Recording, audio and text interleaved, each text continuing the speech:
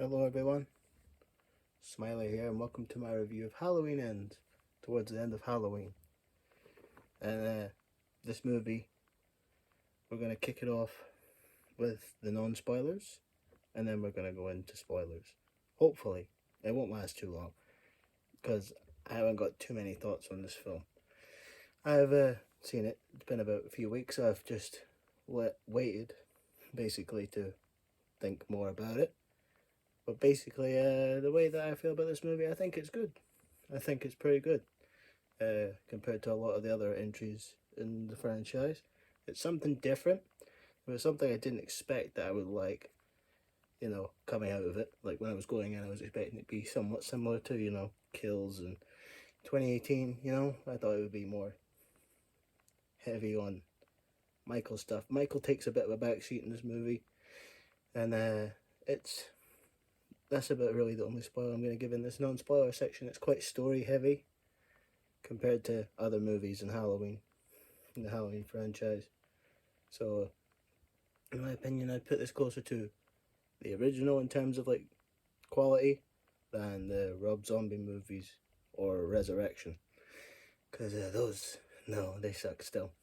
I've rewatched every film before Halloween, before I went to see Halloween Ends, and I can say that they're not. Halloween Ends is not on that side for me. I'd give this movie maybe I'd give it more of maybe a 7.5 out of 10. But yeah, in my opinion, it's pretty good. It's quite story heavy, as I said. Big part of it is focusing on this new character, and we'll end that there. If you're expecting a lot of kills, you'll be disappointed. It's more like Season of the Witch than the other Michael Myers movies. I was going to wear the overalls, by the way, if you're wondering, but the boiler suit, but I've been wearing it for a long time, and I've just got out of the shower and I just don't want to wear it.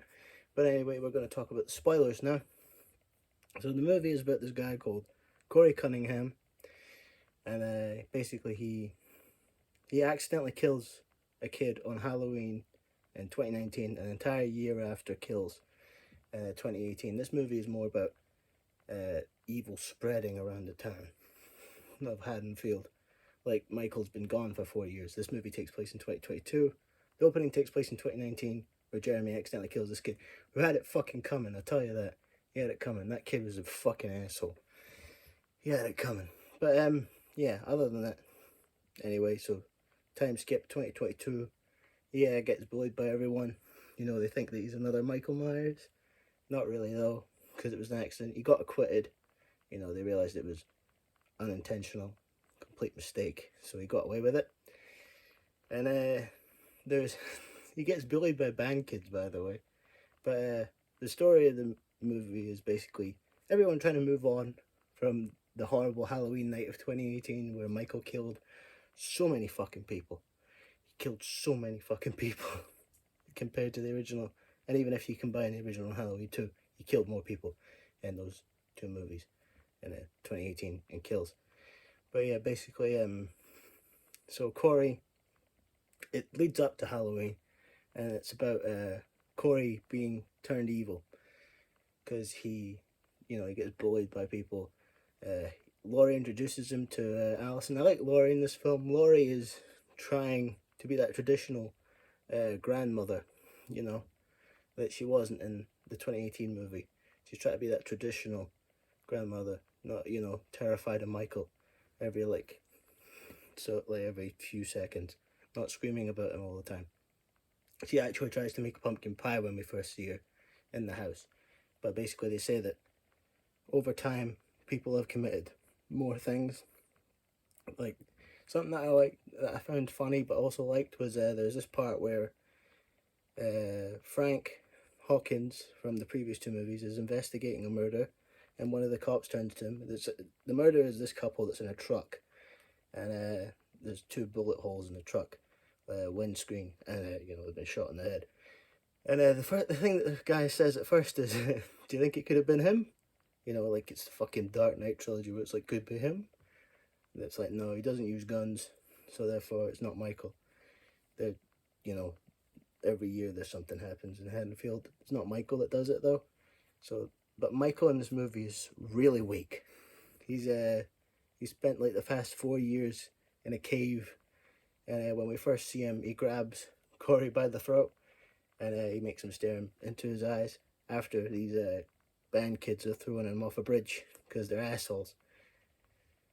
And basically Corey he goes from being this shy nerd to this like big ego guy, like evil ego. He has like an ego while he's evil, which is fair to be honest, because he just kind of doesn't give a fuck and will kill people.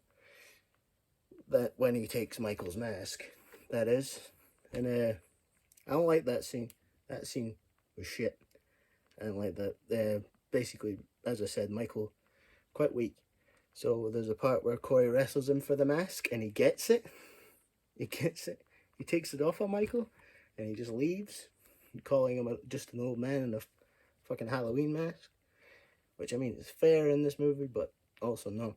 I would hate it even more, but towards the end, Michael does come back, takes his mask, and kills Corey. This movie focuses heavily on Corey and Allison. They get in a relationship together. Basically, there's a lot of people who piss Corey and Allison off in Haddonfield for no fucking reason.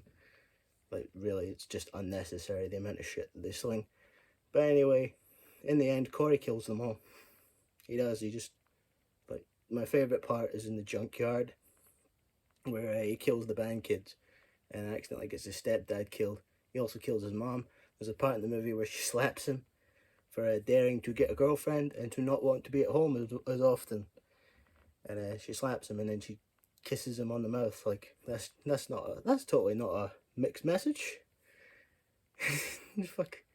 But anyway. So he kills them and he tells Allison to meet him at like 9 p.m. on Halloween. She tries to, but he's not there because, he's out killing people. He's out there with a half-burned Michael Myers mask with a fucking big white bit down the middle with a pair of overalls, killing people. And in this movie, there's only one person who I think didn't deserve to die, and that's his stepdad, Corey's stepdad. And as far as Laurie goes, Laurie talks to Frank. They talk about cherry blossoms in Japan, and basically, that continuation of that like little love story that started in the 2018 movie and got a little bit more in Kills, and now it's even more in Ends. And anyway, basically, after Corey has been on his killing spree, there's quite a few scenes in this movie where Allison and Corey are being all cutesy. The first kill in this movie is a homeless man, but he kind of deserved it because he threatened Corey with a knife and said to bring him Michael Myers' mask, which is just stupid. But yeah, he makes Corey... The way that Corey turns evil is Michael grabs him by the throat, and he takes a second to like strangle him. It's like he's gonna originally strangle him, then he looks him in the eyes. He's like, oh, okay, let's go. He turns evil, and Corey basically becomes Michael Myers Jr. And I like this bit where there's the doctor and the nurse that get killed, because literally a few seconds before, they say that Allison loses this promotion to this bitch. She like becomes like the head nurse or something of the Haddonfield Memorial. I don't think it's the same Haddonfield hospital that was in Kills, but I don't know. I don't fucking know. But anyway, they recreate Bob's death. Also, Michael gets stronger with every kill. Like, he first starts walking like a fucking hunchback, and when he kills the cop, he goes like that. And when he kills the nurse, because Corey kills the doctor with a corkscrew while wearing a scarecrow mask, and he ends up getting a door shut on his head, because he's not like Michael. He's not as good as Michael. He's only got like a little bit of evil. Meanwhile, Michael is, evil incarnate, so whatever, he just grabs her and he fucking stabs her up against the wall like Bob in the original. But yeah, that's like about the amount that Michael kills. Yeah, he kills I think 3 people. He kills the cop, he kills the nurse, I believe there was, and Corey. Yeah, he killed Corey.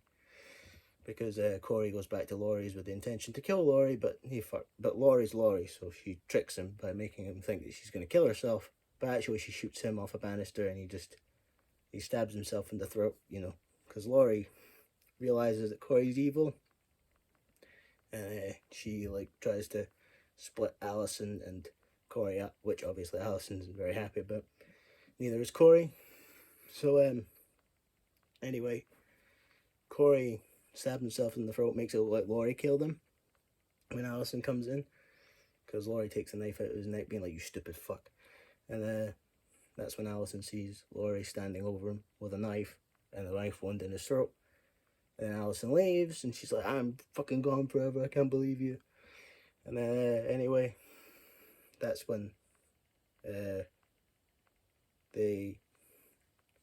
that's when Michael shows up.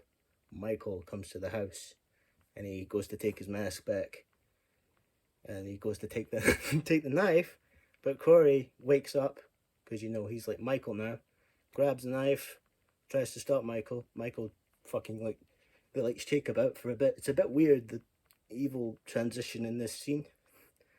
It was a lot more understandable when he was strangling him, but it's really weird when you just see Corey like that and they're looking at each other in the eyes and Michael's face is bobbing around like ooh, and then that bit was a bit daft to me. But anyway, then we get what the trailers have been promising, which is the fight between Laurie and Michael, which in my opinion isn't too underwhelming. It's not as good as the 2018 fight, I'll give you that, but it's at least a fight. Anyway, it ends with Michael being pinned down to a table. He's got his leg pinned under a fridge. It takes a whole fucking fridge to pin one of his legs. And then he tries to, he's got knives in his hands stuck to the table because he got up at one point, but Laurie fucking stabs him back down. And anyway, he tries to strangle Laurie. At one point, he rips his fucking hand open. Laurie's like, do it, and then it's kind of like kills where she wasn't actually talking to Michael. And anyway, Allison comes in, snaps his arm because Allison gets a call by Frank saying that Laurie called in a suicide, so she drives off back to Laurie's, despite being mad at Laurie 5 minutes ago. I guess seeing her stand over the love of your life with a knife and want to leave forever just goes away 5 minutes later when she's like, "I'm gonna fucking kill myself." But yeah, anyway, she snaps Michael's arm. And I mean, the entire thing about the killing himself part, Corey's plan would have went to shit immediately if Allison noticed the Myers mask on the floor. But she doesn't, because she's in love and she's blinded by it. But anyway, she snaps Michael's arm, and then they take his mask off. Because, boogeyman mask, evil. They take the mask off, they slit his throat, then they slit his wrist so he bleeds all over the place. The police come, and then the police come, and Frank comes in, and he's like, "Is he dead?" And then Allison says, "Not dead enough." So they take him and they tie him to the top of a police car, and they drive him off to the junkyard where there's this metal scrapper. And they have a bunch of people walking down like a candlelight vigil going to watch the evil die, which I feel like is a bit too much celebration for the death of a psychotic serial killer. As much as I like Michael Myers, I do know that obviously in the series he's a fucking serial killer, so he doesn't deserve any actual respect. So it does feel weird seeing all these people crowd to watch him be just destroyed like a fucking cremation. But anyway, they put him into the metal destroyer, the scrapper, and you see him scrap up. It's Laurie that kicks him in. And then, you see his brain, he's just turned into chunks of bone and meat paste, really. And then Laurie and Frank, Allison fucks off at Haddonfield forever, supposedly.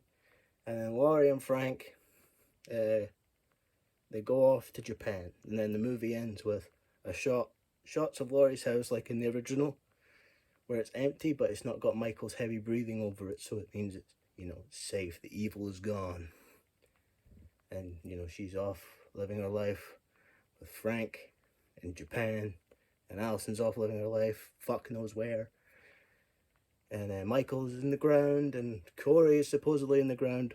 Also, I realised I didn't say that Michael snaps Corey's neck, which, boosts his evil, but not enough to beat Laurie. But, yeah, that's the movie over. It comes up, Halloween ends. The music in this movie, I love it. That might just be because it's John Carpenter. I mean, the music complements the film so well, especially the scene where they're driving the car. The procession is the piece, obviously, because it's a procession, but it's good, in my opinion. I feel like this movie is getting a bit too much shit from people. Like, I understand critically, obviously, it's not a masterpiece. It's not like fucking, like, absolute brilliance, but it's not trash, in my opinion. Still a 7.5 from me, because there's still some things that don't make a lot of sense.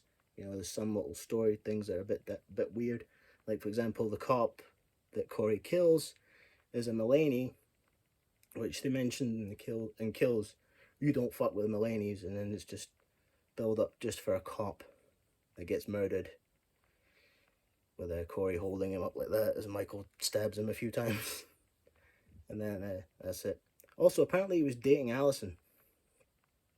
This cop who's like in his maybe 40s, maybe 50s. Obviously, this is probably meant to highlight Allison's emotional and psychological trauma caused from the previous two movies, losing her dad, losing her mom, losing her friends in the same night, losing her boyfriend. Just losing everyone you love in one night on Halloween. She doesn't like Halloween anymore unless she's with someone, which she gets with Corey. She attaches to him very easily, even though he has some toxic traits. But in the end, everything's fine, thanks to Laurie pretending to kill herself. But yeah, anyway, hopefully you enjoyed this. But yeah, hopefully you do see the movie, and hopefully you enjoy it. If you don't enjoy it, sorry if you listened to me and thought you'd enjoy it. But if you enjoyed it, good for you. If you didn't like it, that's not so good for you. But anyway, hope you guys enjoyed, as I've said again, and I'll hopefully see you all next time. Happy Halloween, and Smiler out.